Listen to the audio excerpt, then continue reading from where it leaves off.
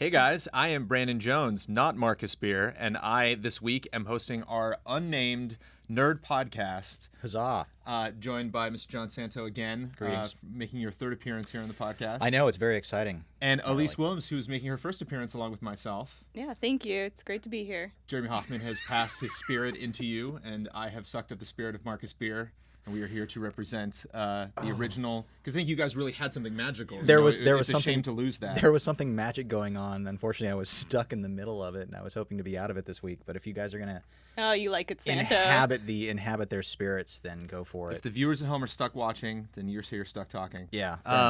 I was talking to Marcus about doing a nerd podcast for a long time, and I was bummed I couldn't be. I was too busy the first couple episodes. But I am not busy. Well, I'm busy also today, but never too busy to talk about nerdy stuff. So what happened? What's Absolutely nerdalicious? nothing. Not a damn thing.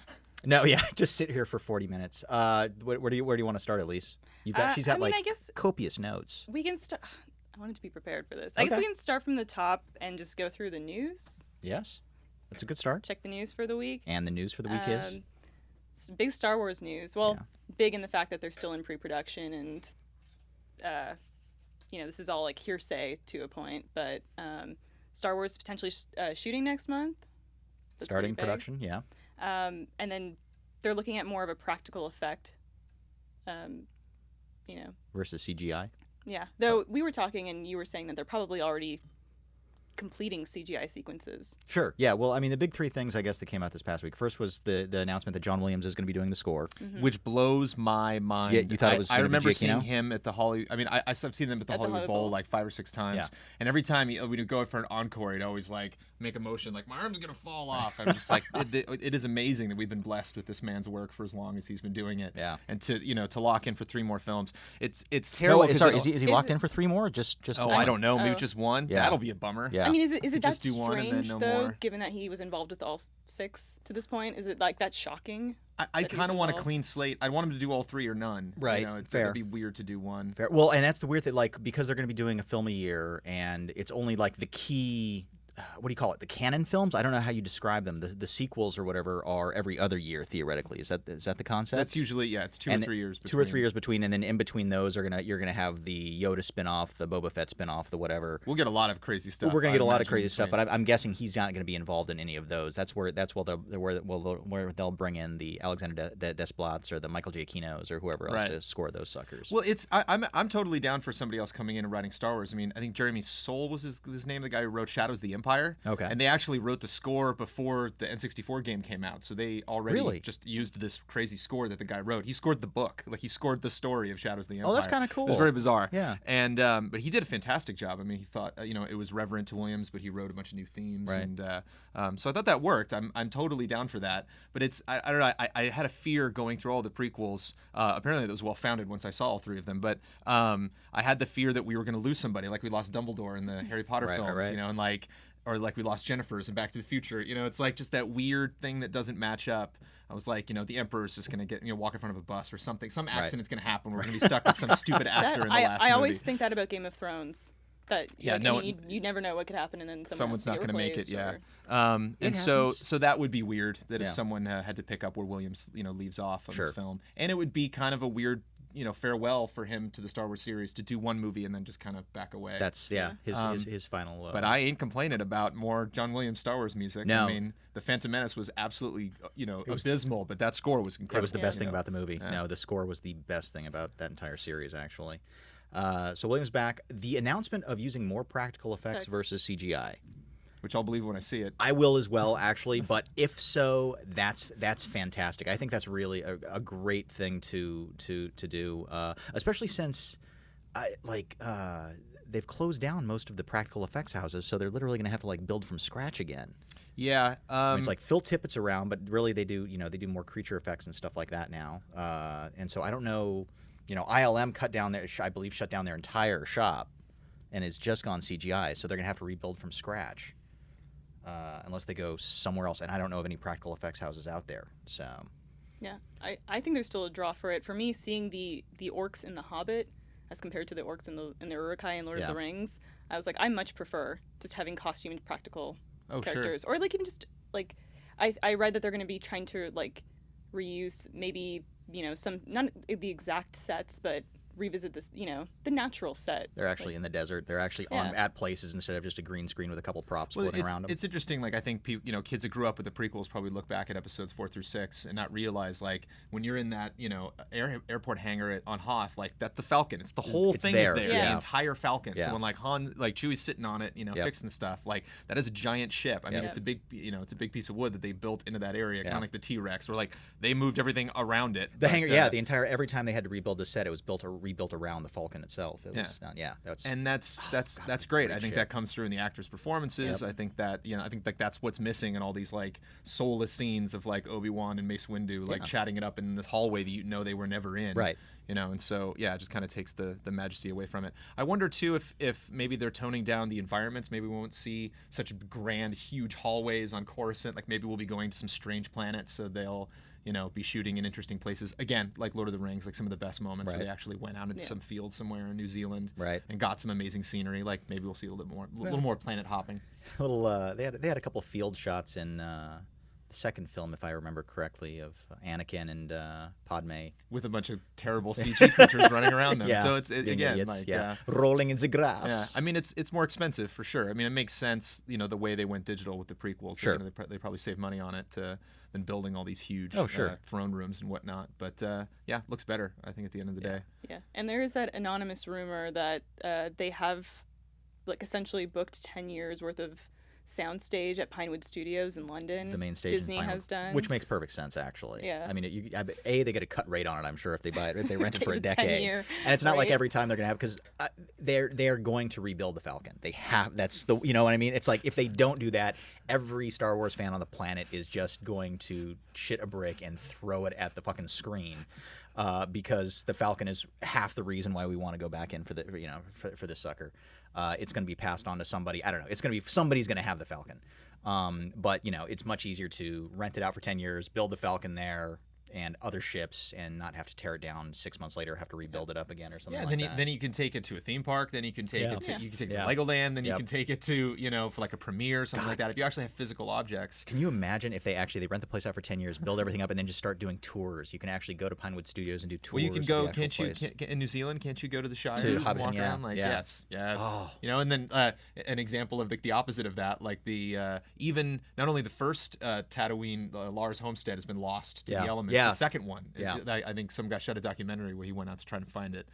And it's like that's the one that's just barely a decade old. It's just gone. They just left it there, and the original no they kept reason to going go for back. quite a while. Yeah, that was sad. But for the fans, keep it alive for the fans. I think we should have tours of like the second trilogy, and it's just people walk into a room that's just green, green screen, and then they walk back out again. Thanks for coming, everybody. Yeah. But so then the other Star Wars news is theoretically the rumor is that it's going to start shooting next month. Yes. Now, are they saying shooting, or are they saying going into production? Going into production. Which could mean many different things. Yeah, but I like again, like you were saying, like they're probably already doing a lot of CG sequences right now. Right. Yeah. Odds are they're planning a lot of that stuff out. Yeah. If they're going by, I mean, there's not been no word about the script being completed. There was a weird rumor about Abrams possibly leaving. Did you hear that? Yeah, there was it was around Comic-Con. It was a rumor. That's all it was. There's been no confirmation about anything. Everything's fine. Don't panic. But yeah, there was a lot of weird stuff going around. But yeah, my guess is the same way that it was with the Avengers. There was basically when they went to Whedon, they said, okay, we need you can write whatever you want, but these are the 3 sequences that have to be in it. Mm-hmm. So my guess is with the Lucas story, there are certain things that are already pre-planned that have to be figured out. So they're probably already doing the schematics on that and trying to figure out how to put that together. Because when I think of Lucas, I think of pre-planning. I put those two things immediately together in my brain. Just tremendous forethought. Yeah. He knows what to do. The man knows what to do. I'm not really going to care until we get a trailer. I mean, it's all hearsay. I mean, and somebody will sneak on set and get some photographs of funny costumes and stuff. But just give me that trailer. Yeah, I don't want Abrams to do the whole magic box thing with us and try to keep everything too secret. They need to control the information, but at the same time give out stuff. So tantalize versus kind of Well, there's too many toys and play sets and stuff. I mean, that's right. That was our first look at the villains and all the lizard guys in the Avengers was the Lego toy. Yeah. So the merchandise will tell. That's when we'll get our first look at like that random Jedi character that we'll all obsess about and will turn out to be nobody. Yeah. But, he'll have one scene standing in the background of a bar. But it'll be a cool figure. It'll be a great figure. Yeah. So, all right, let us move along. Moving on. I guess we need to determine first if anyone actually finds this still relevant. But Avatar 2 has Yeah, kind of confirmed their writing staff a actually, bit. He said that after the first one, he was like, "Yeah, I want to make more," and nobody really cared then. Yeah. So and he's making a trilogy. He's making 2, 3, and 4. They've confirmed three. three more. Three more. Yeah, I think Avatar hasn't aged well. No, I think even like a week after, I After- remember yeah. I remember being very satisfied. I remember like driving out of the parking lot in the movie theater, being like, that was very entertaining. Yeah. You know, like the 3D looked really good. I think it was the first film I saw in 3D that really worked, and really Right. like there were a couple shots where I was like, I remember seeing it later, not in 3D, and I'm like, yeah, that doesn't have half the Oh, yeah. impact. Right, That was right. really great.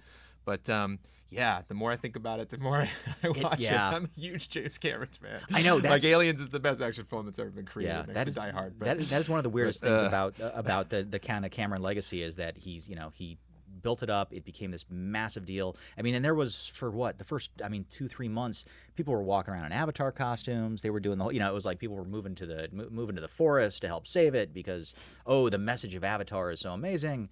And now it's like couldn't give two shits if Yeah. and they're planning and he's planning 3 more, and he's planning 3 films, and he's hired writers for all 3 of them, right? Yes. And including it's like the dude that wrote the Black Dahlia and was part Shane of the Salerno. right, and he was part of the Sarah Connor Chronicles. Yeah, and he wrote Savages. Oh, really? Yeah. The Oliver Stone screenplay for hit, that. huh? I mean, that's more than a decade of work to That's- put those movies together. Yeah. I mean, and Cameron's not really known for somebody who just spits out movies. Like No. the guy will No. make a movie and then go live in the ocean for 5 years and Yeah. then come out. But at the same time, like these movies, their release dates are 2016, 17, and 18. So it's like the distance between this being relevant is even more Yeah. like stretched. Like I'm going off. 2016, are we? I'm going off topic a little bit here. I'm predicting a crash. No, honestly, I think in like 2016, 2017, something like that. I feel a huge blockbuster tentpole crash coming our way. Yeah. I don't know why. It's Well, I mean, just- Spielberg said it and Lucas said it. You know, Yeah, Well, you're how right. long can you You're right. sustain I'm going to it? stand on their shoulders Really? and say it's happening. like Despicable Me 2 and Man of Steel were like the only movies this summer that Everything really else did is okay. Yeah, everything else is pretty much. And other slipping. things Well- like did okay, and Smurfs 2 it's probably mean- gonna do amazing. Like Smurfs 2 is totally gonna make the money. They're gonna make Smurfs 3. It's just like oh god. Oscar. After Earth. I always get After Earth and Another Earth Yeah. confused. After Earth did like was wildly successful in an international box office. What? Oh, No, interesting. really? Like yes, I was shocked when I read That's this. weird. Wow. Yeah, because I just considered it as like a universal bomb. Yeah, But I would have thought so too. yeah, internationally it was huge. So and I guess So it's- how's Lone Ranger doing like overseas and stuff like that? Do we know? oh, I can check. Okay. Well, Let's get those overseas numbers, please. Hurry up. Them overseas. get on that now. Yeah, because I mean, it's been a pretty thin summer as far as hits have gone. So yeah, I don't know. I feel like they're throwing too much at us with all the comic book films. When's Batman Superman coming out? Is that 16? 2016, 2015? 15, I want to say. 15, I think okay. 15, and then Flash is 16. So Wow. Yeah, because 15 is World's Finest, Right. Star Wars, Wars. and Avengers. Right. Yeah. Yeah. Oh my God. Worldwide Lone Ranger is 164,000. Sorry, 164 million. I was going to say 164,000 would have been that's not awesome. good. It's So still there's not three great. theaters. And that's a $215 million theoretical production Yes. budget. Yep.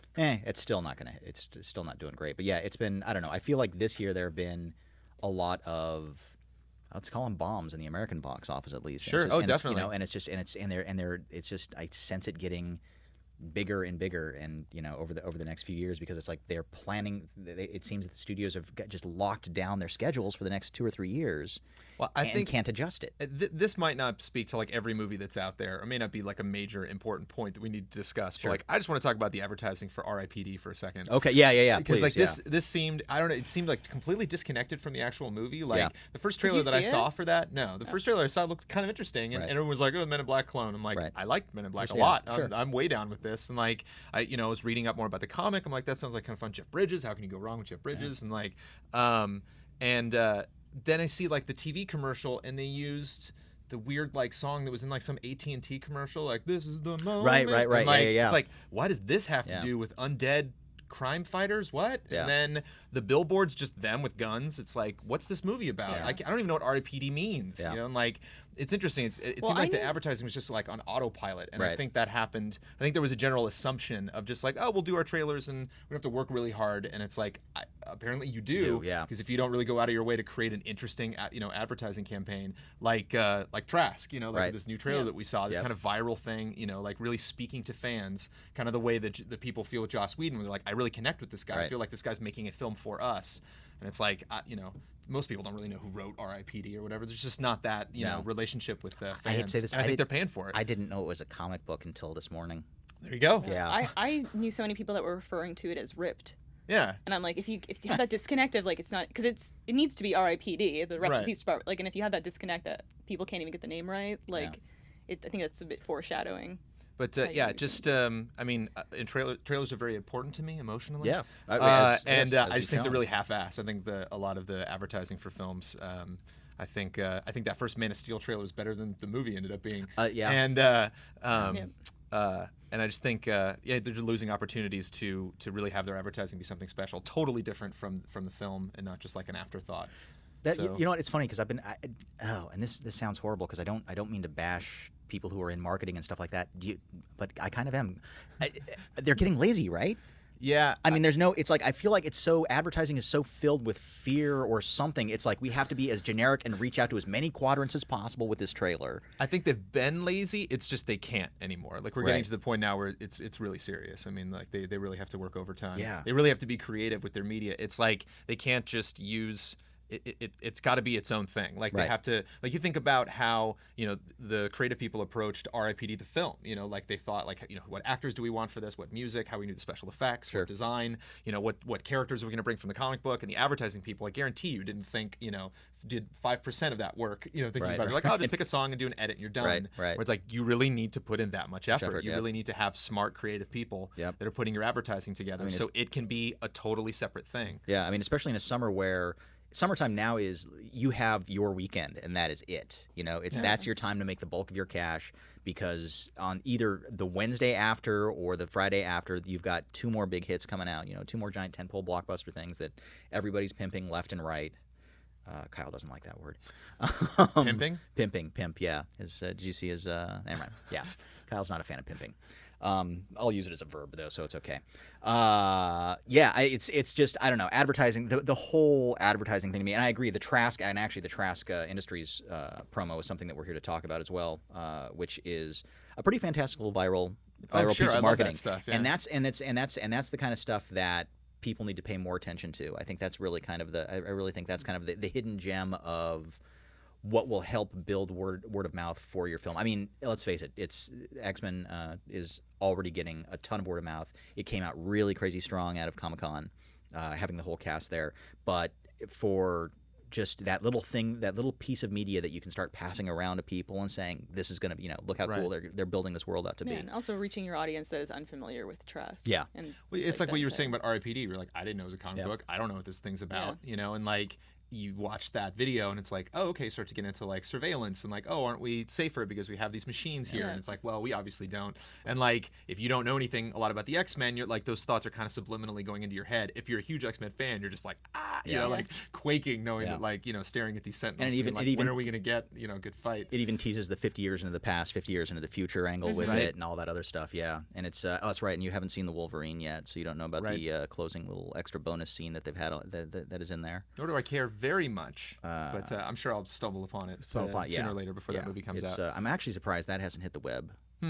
Actually, the best form of marketing, all the bootlegging stuff out there, like the people who are camming like the little bonus footage at the end of films and stuff like that. That's the cheapest, easiest, best type of advertising that you can get for a future film now. But again, you talk about advertising. It's like bad advertising ignores that something like that's going to happen. Right. Like bad advertising like fights against that and like tries to shut those people down. It's like you got to think about an advertising campaign where you're embracing all of this, where you're asking people to get involved. Because like you don't want to hurt the guy. That guy's taking a cam shot of that and posting on the internet because he really, really cares about your franchise and he wants to be involved. And it's not like in he's making money off of it either. Yeah. It's not. It's they're posting it for all of us to see because we're excited about the film and we want to find out what's going on. It's Wrath of Khan as opposed to Iron Man 3. Like you mentioned earlier, J.J. Abrams, like, little secretive box that he's just gonna unleash Oh, like talking secret after about secret out Star of. Trek 2? Yeah, and it's like, well, I mean, you can either go like super, viral with your marketing, or you can just be like, we're just gonna lay low, and like do the whole Iron Man 3. We don't, the villain isn't really revealed. Right. Oh, you're talking about a certain the Khan versus I don't the. want to say. It's I fine. know Everybody it's knows dated, now. but That's a spoiler It's sandwich a right spoil- there. Yeah, everybody knows now the Khan versus the Khan versus the. I'm here to tell you. yeah, Today, I mean America. that was so subtle in their like you would have no idea from the marketing for that film Right. that was going to Yeah. happen. This is true. Yeah. No, it was quite a surprise. Did we get through news? Enough. Enough news. Flash TV show. Flash TV show. The Flash may get his own TV show. Potential spin-off Instead from of Arrow. a film, or No. I don't know. okay, No, they're the- trying to figure that out. Yeah. Word on the street is that they're potentially going to be spinning. They're going to introduce Flash into Arrow and then potentially spin him off Okay. into his own series. Yay, CW. Thank you. They don't Yeah. know what to do. I- DC doesn't I'm know not what they're really doing. a CW fan. DC has no. They're just shooting at fish, hoping to hit something. It's funny. Like I can be really excited about Batman versus Superman, Yeah. and I can be really not excited about it at the same time. And not excited just because it seems like something that's not like clearly this has been in development for 20 years. Right. It's like no, Yeah. we thought of this. Yeah, 10 10 seconds 2 days yeah, ago. And, yeah. It's like we've got two properties that we can use. Okay, Yeah. we got to put them together now. Yeah, it's the. It seems like Freddy versus Jason just too soon. But I'm sure it'll be better than that. I have no doubt that it'll be better than that. I don't know. Freddy We'll find Freddy out. versus Jason just ahead of its time. Yeah, I yeah, think. yeah, way ahead of its time.